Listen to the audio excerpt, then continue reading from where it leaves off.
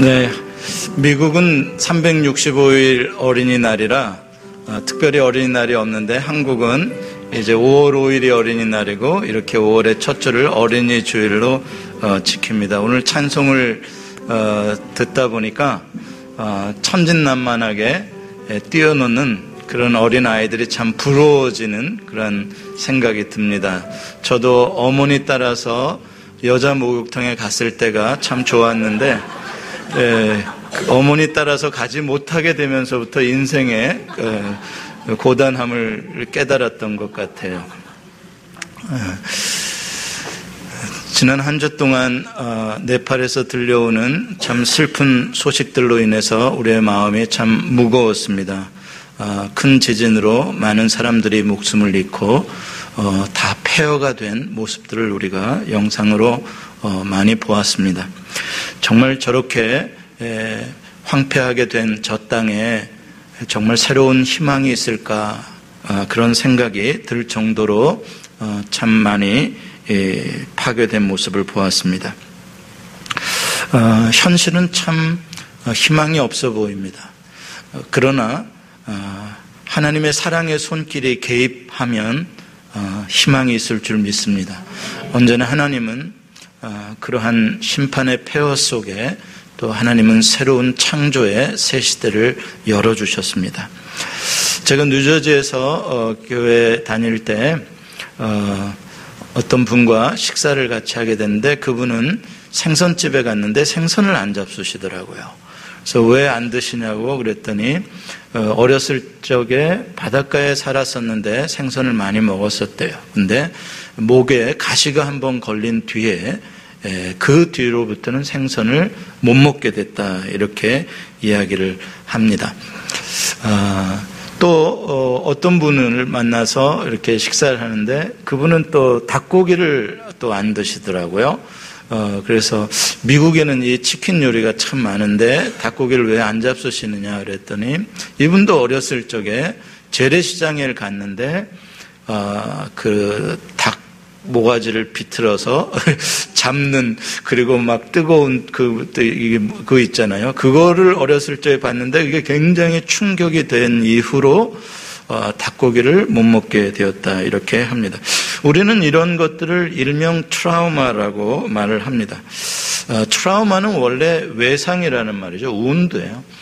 그런데 이제 정신적인 우운드를 이제 또 그냥 트라우마라고 이렇게 하죠. 정확하게 말하면 포스트 트라우마 스트레스 디소더라고 할 수 있죠.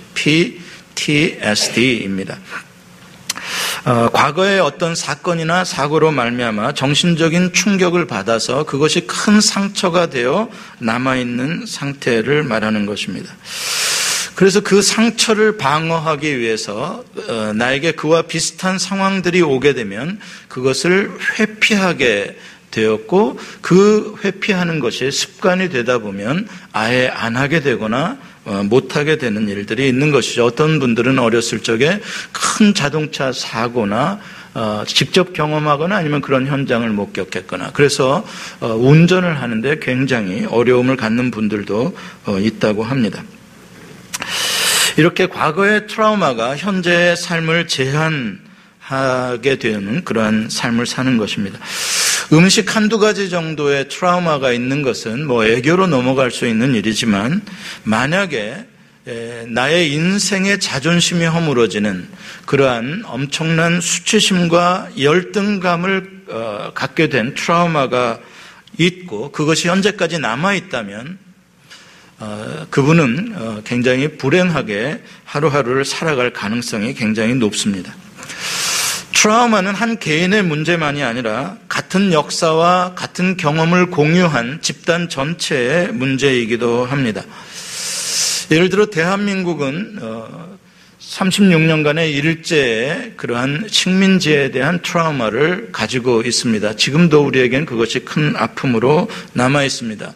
또 6.25 전쟁과 같은 트라우마가 있습니다. 미국도 마찬가지입니다. 남북 전쟁의 트라우마가 있고 최근에는 무역센터 빌딩과 국방성이 테러 공격을 당하는 그런 트라우마를 가지고 있습니다.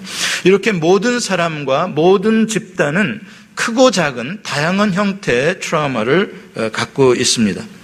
그 중에서도 이스라엘 민족은 아주 특별하다고 우리가 말할 수 있을 것입니다. 이스라엘 민족은 애굽에서 노예로 무려 430년 동안을 억압받은 가운데 살았습니다. 하나님의 극적인 개입으로 해방은 되었지만 그 노예 트라우마에서 그들이 벗어나는 데는 40년의 광야 생활에 긴 시간이 걸렸습니다. 그 후에 가나안을 정복하고 다윗이 왕국을 세웠을 때 그들의 자존감은 정말 많이 회복되었죠. 그들은 이제 더 이상 약자가 아니라 강자가 되었고 피지배자가 아니라 정복자가 된 것입니다. 그러나 그것은 이스라엘 민족 자체가 강해서 그렇게 된 것이 아니라 하나님께서 그 민족과 언약을 세우시고 하나님의 능력으로 그렇게 만들어 주신 것이었습니다. 그런데 이스라엘은 그것을 깨닫지 못하고 점점 교만해져 갔고 영적으로 타락해져 갔습니다. 하나님께서는 다시 돌아오지 않는, 회개하지 않는 이 이스라엘을 바벨론이라는 제국을 막대기로 들어서 징계의 회초리로 내리치셨습니다. 바벨론은 정말 무서운 제국이었습니다. 바벨론이 공격하고 휩쓸어 간 곳은 남은 것이 하나도 없을 정도로 그렇게 포악하고 잔인한 나라였습니다. 그 바벨론이 3차례에 걸쳐서 예루살렘을 침략했습니다. 그 결과 산업은 파괴되고 또한 모든 물자와 인력을 다 빼앗기고 말았습니다. 특별히 주전 586년 바벨론이 3번째로 예루살렘을 침략했을 때 이제 예루살렘 성전은 다 무너지고 성벽도 다 파괴되고 시내의 집들도 다 불타고 말았습니다. 이스라엘 유사일에 그렇게 잔인하고 처참한 시간은 없었습니다. 성전과 함께 국가도 사라지고 가족도 사라지고 모든 기업도 그들의 미래도 다 사라지고 말았습니다. 그때 바벨론에 멸망당할 때 그들이 경험했던 두려움과 공포는 나머지 유다 백성의 모든 역사를 지배하기에 충분한 트라우마가 되고 말았습니다. 이러한 물질적인 상실만이 그들의 아픔이 아니었습니다. 그들은 영적으로 또 마음으로 큰 상처를 가지고 있었습니다. 그것은 바로 자기들의 신이었던 여호와께서 자기들을 버렸다고 생각하는 것이었습니다. 그들은 이 땅에서 아무도 돌봐주지 않는 민족, 심지어 자기들의 신마저 버린 민족, 고아와 같은 백성이 되었다고 생각했습니다. 그렇게 하루아침에 포로가 되어서 벌거벗은 몸으로 만리타양에 끌려오게 되었습니다.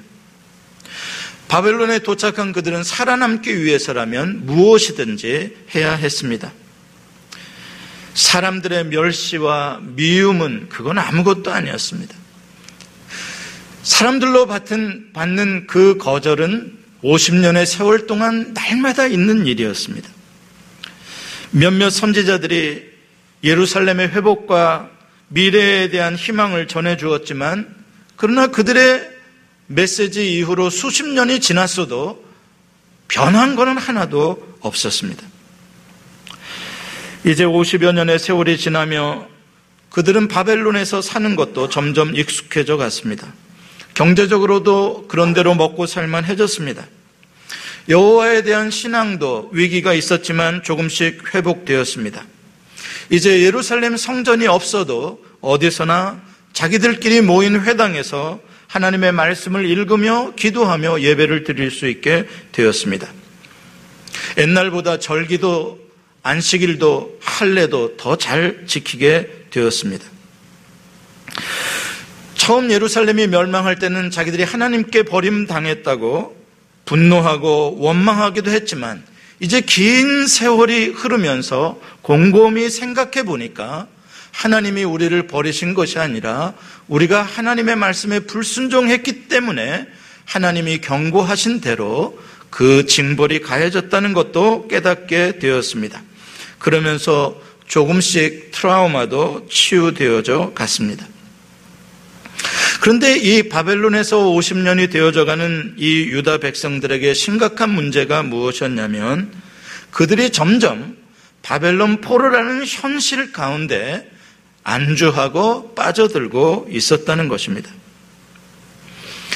과거와 연결되어서 현재를 해석하는 일까지는 잘 했는데 그들에게 새로운 미래에 대한 확실한 희망이 없었다는 것이죠.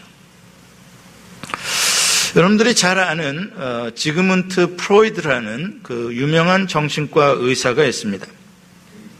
그 프로이드는 현재와 과거와 미래라는 시간에 대해서 하나의 일직선상에 있는 것들이다라고 설명을 했습니다. 다시 말해서 과거는 현재를 만들고 현재는 미래를 만든다는 이론입니다. 그렇기 때문에 과거의 트라우마는 현재의 삶을 지배하게 되어 있다는 것이죠. 그래서 현재 잘못된 행동을 하는 이유는 바로 과거 때문이라는 것입니다. 실제적으로 사회과학자들이 사회폭력 범죄를 연구하는 가운데 많은 이러한 폭력 범죄자들의 과거의 생활을 보면 어렸을 적에 어떤 가정폭력이 있었다든지 집단 왕따를 당했었든지 이러한 안 좋은 그런 상처를 가진 사람들이 많이 있다라고 말을 합니다. 그래서 상당히 일리가 있는 주장입니다. 그러나 프로이드보다 14년 늦게 태어난 알프레드 아들러라는 심리학자는 프로이드의 이론에 대해서 반대를 합니다.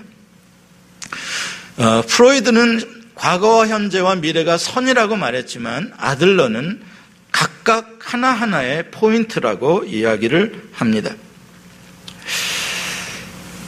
물론 이 선이라는 것은 점의 연속이기도 하죠. 한마디로 말해서 아들러는 과거는 과거고 현재는 현재라는 것입니다. 사람들이 자기 현재의 잘못된 병리적인 행동들을 합리화하기 위해서 과거의 트라우마를 이야기를 한다라고 말을 합니다. 그렇다면 아들러는 어떻게 이 트라우마를 이해하냐면 이런 것입니다. 불우한 형편에 어렸을 적에 살았다고 모두 다 잘못되어지는 사람은 아니다. 만약에 불우한 과거가 계속 현재를 지배한다는 것이 이론화가 되어지려면 모든 사람이 그래야 된다. 그러나 어떤 사람에게 있어서는 전혀 그렇지 않다. 힘들고 어려운 환경에서 자랐음에도 불구하고 현실에는 긍정적이고 현실에는 아주 열심이며 그러한 것들의 트라우마를 갖지 않는 사람들도 얼마든지 있다는 것이죠. 그렇다면 아들러는 왜 어떤 사람에게는 그것이 트라우마로 계속 남아있고 어떤 사람은 그것이 없느냐, 똑같은 과거를 가지고 있으면서도 그것은 바로 해석의 차이라는 것입니다. 사건이 일어났다 그래서 모두 다 나쁜 것은 아니라는 것입니다. 어떤 사람은 그 사건을 긍정적으로 좋게 해석을 했을 때 더 이상 트라우마가 되지 않고 오히려 삶의 큰 활력소가 되어질 수도 있다는 것이죠. 그런데 어떤 사람은 그 사건을 나쁜 쪽으로 해석하려고 자기가 선택했다는 것입니다. 그리고 여전히 세월이 흘렀음에도 불구하고 나쁜 쪽으로 계속해서 그 과거의 사건을 보고 있기 때문에 그 사람은 그 트라우마에서 벗어나지 못하고 있는 것이라고 아들러는 설명합니다. 그래서 아들러는 지금 현재 내가 어떻게 생각할 것이냐, 이것을 매우 중요하게 여깁니다. 어떠한 과거의 상처와 사건에도 불구하고 이제 상황도 달라지고 나의 삶의 경험도 풍성해지면서 이것을 긍정적으로 잘 해석하게 된다면 우리는 훨씬 더 멋진 현재의 삶을 살 수 있게 될 것이라는 것이죠. 그런 점에 있어서 우리 그리스도인들은 이 아들러의 말이 맞다라고 생각을 합니다.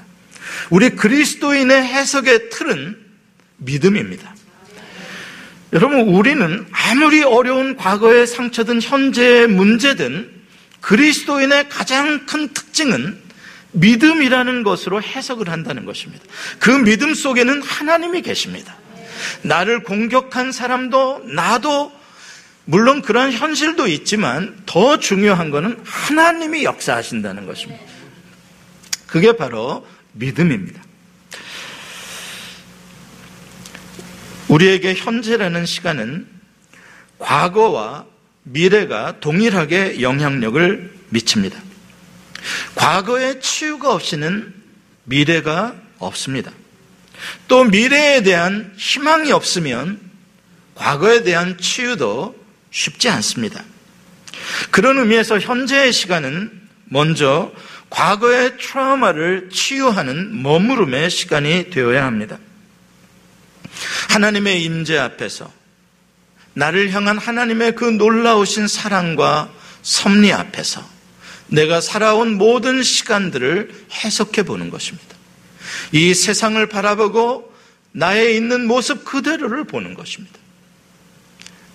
나는 여전히 연약한 존재입니다. 세상은 여전히 강합니다. 그럼에도 불구하고 그 가운데에 나와 함께 계시는, 나를 한순간도 놓지 아니하시는 하나님을 바라보는 것입니다.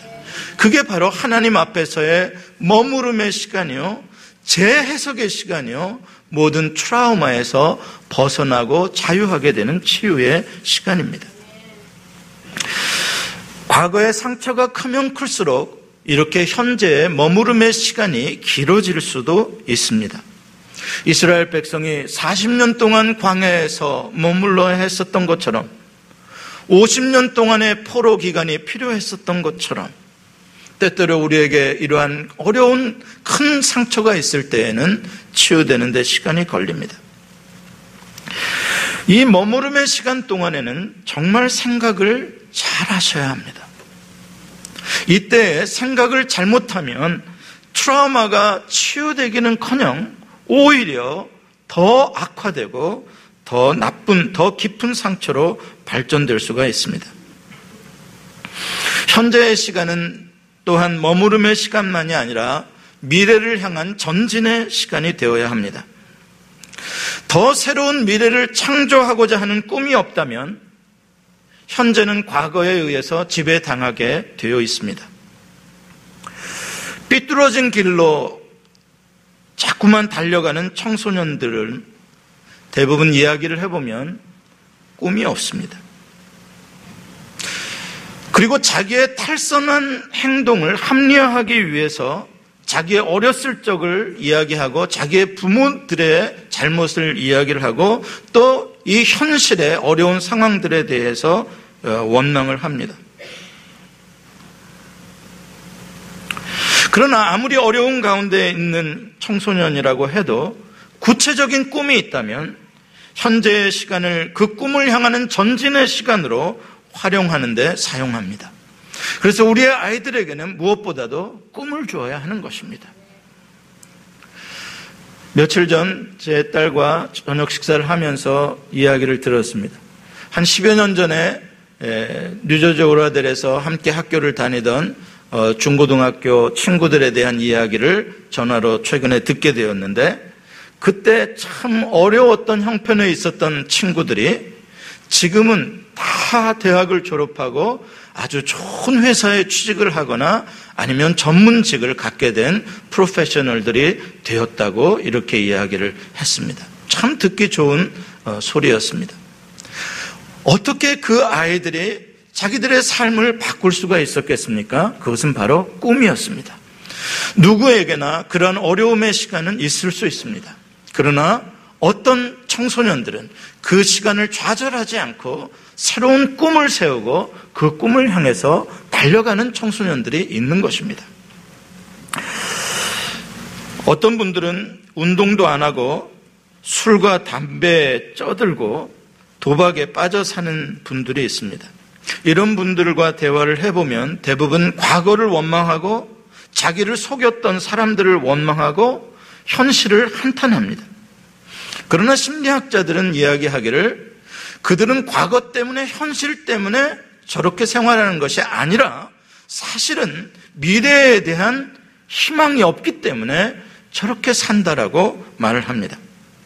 그래서 잠언 29장 18절에 묵시가 없는 백성은 방자히 행한다라고 말씀합니다.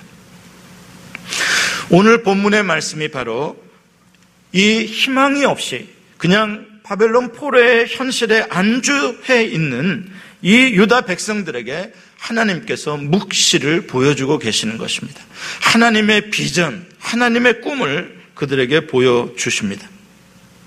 바벨론 현실 속에 빠져 그들은 어디로 가야 할지 삶의 방향과 의미를 상실했습니다. 그들에게 하나님께서는 당신들이 앞으로 어디로 가야 하는지 분명한 목적지를 보여주고 있습니다. 지금 우리 이민자들에게도 필요한 것이 바로 그것 아니겠습니까?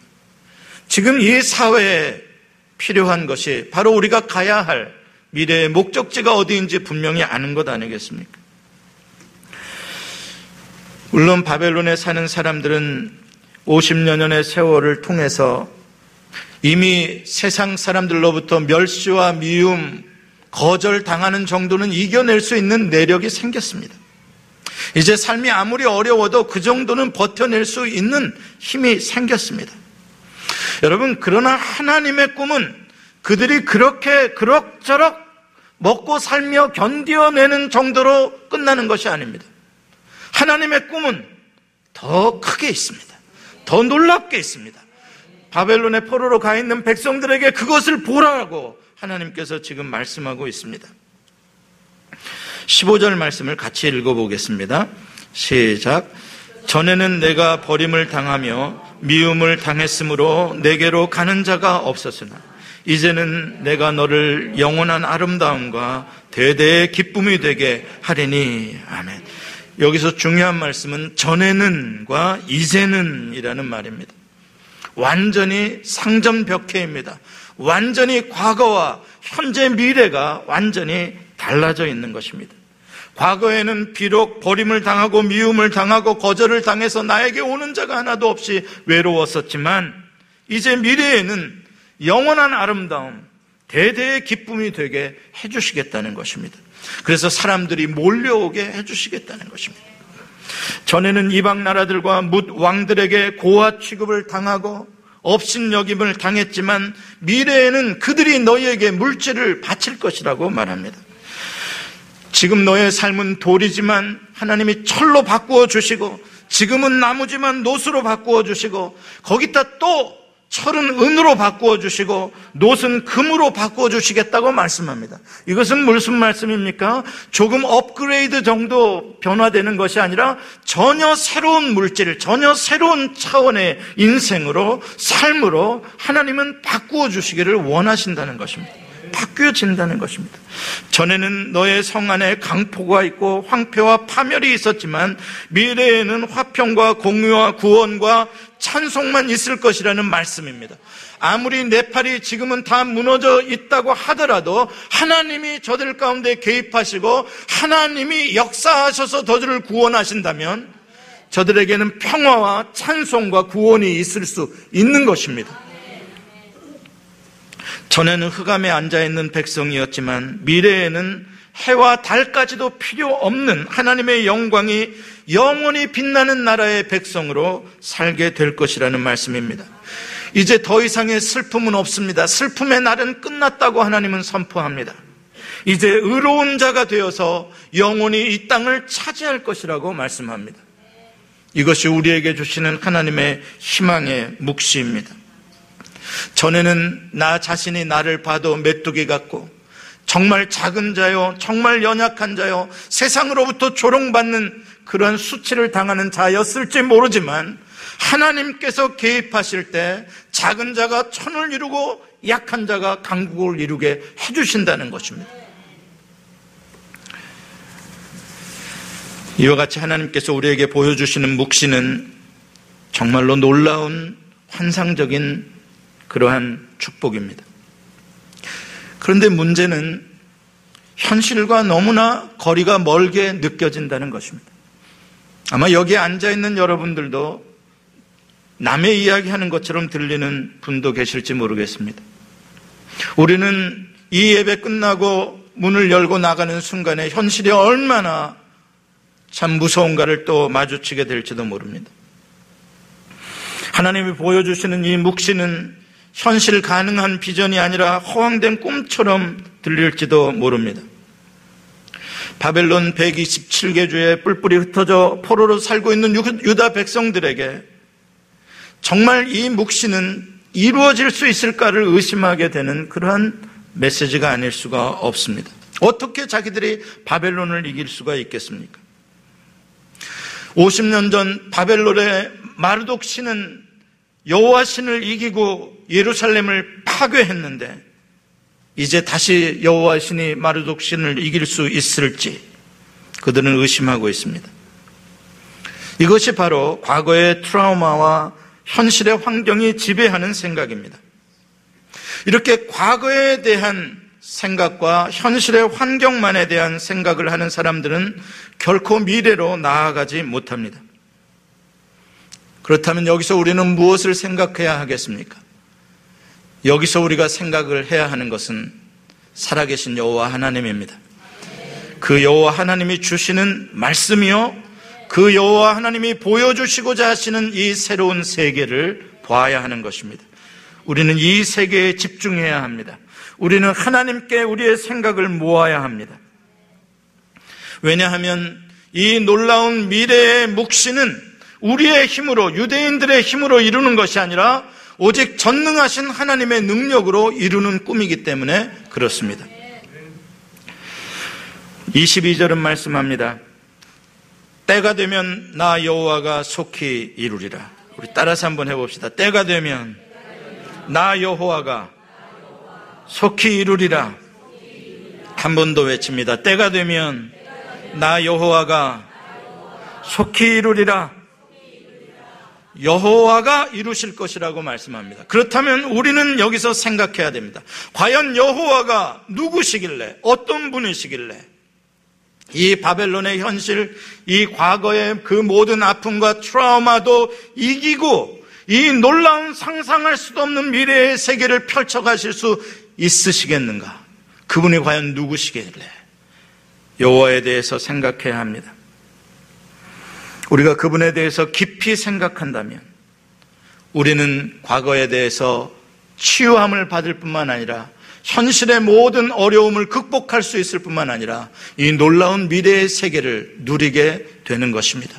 이것이 바로 믿음입니다. 여호와를 깊이 생각하는 것, 여호와의 말씀을 깊이 묵상하는 것, 여호와께서 보여주는 세계를 바라보는 것, 여러분 그것이 믿음입니다. 예수님께서 광야에 수천 명의 사람들이 굶주리고 있을 때 제자들에게 너희들이 먹을 것을 주어라고 말했습니다. 그때 예수님의 제자들은 우리에게는 아무것도 없습니다. 보리떡 5개, 물고기 2마리로 우리가 무엇을 할 수 있겠습니까? 말했습니다. 그것은 현실입니다. 그러나 주님이 원하시는 것은 믿음이었습니다. 그 자리에 주님이 계시다는 것을 바라본다면, 주님께서 하시는 말씀이 무엇인지 그 의미를 알게 된다면 조금 후에 주님이 베푸실 놀라운 만찬을 12광주리가 남는 세계를 바라본다면 그들은 할 수 있었습니다.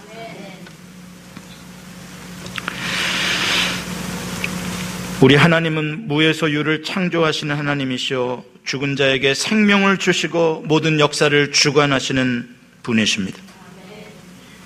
여러분, 믿음이란 그냥 상상 속에서, 이념 속에서 가지고 있는 것이 아닙니다. 믿음은 오늘 나의 삶을 과거로부터 치유하고 미래를 향해 전진해 나갈 수 있는 힘을 주는 것이 믿음입니다. 그래서 오직 의인은 믿음으로 말미암아 살리라고 말씀하는 것입니다. 어떠한 상황에 있어도, 어떠한 과거가 있어도 오늘 내가 나를 사랑하시는 예수 그리스도를 통하여 확증해 주신 하나님의 사랑을 믿는다면, 그분이 나의 미래를 펼치실 것을 믿는다면 우리는 일어설 수 있고 빛을 비출 수가 있는 것입니다. 요즘에 많은 사람들이 점점 희망이 보이지 않는다고들 말합니다. 젊은이들은 취직하기도 힘든 세상, 그래서 3포 세대라고 합니다. 점점 꿈을 포기합니다. 현실에 매여갑니다. 요새 젊은이들은 데모도 하지 못합니다. 먹고 살기가 급하니까요. 좋은 미래에 대한, 좋은 꿈에 대한 생각이 점점 사라져가고 있습니다.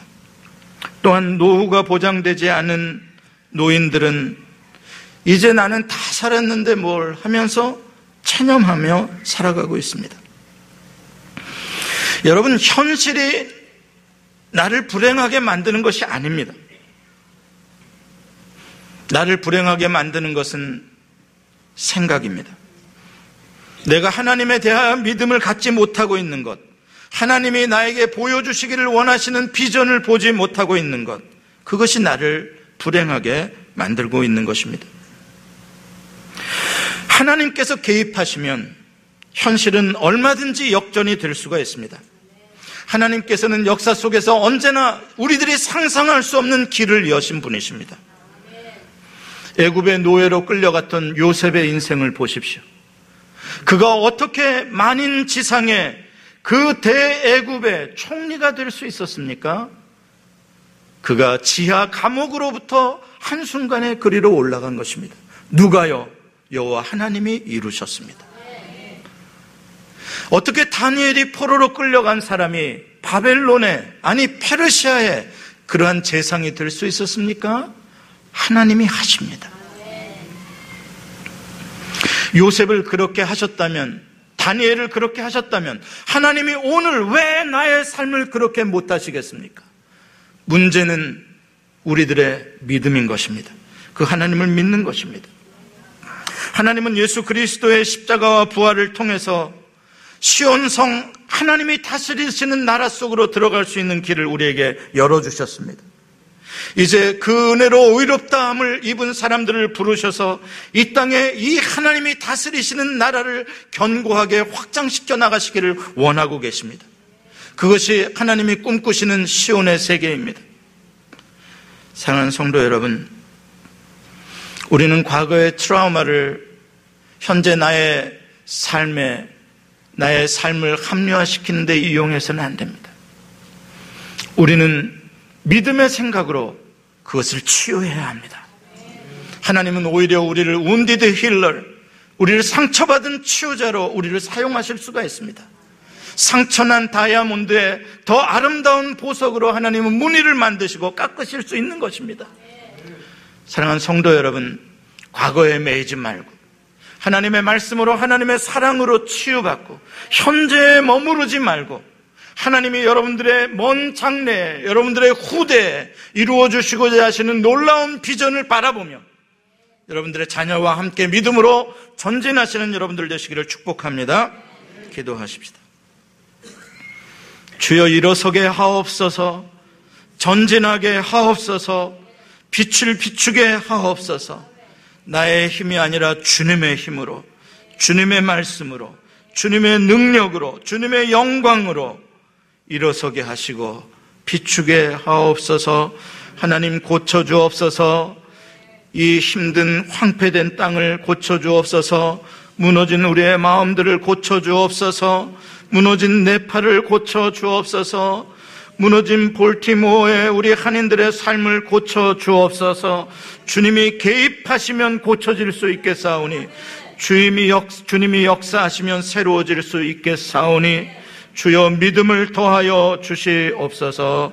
예수님의 이름으로 기도합니다. 아멘.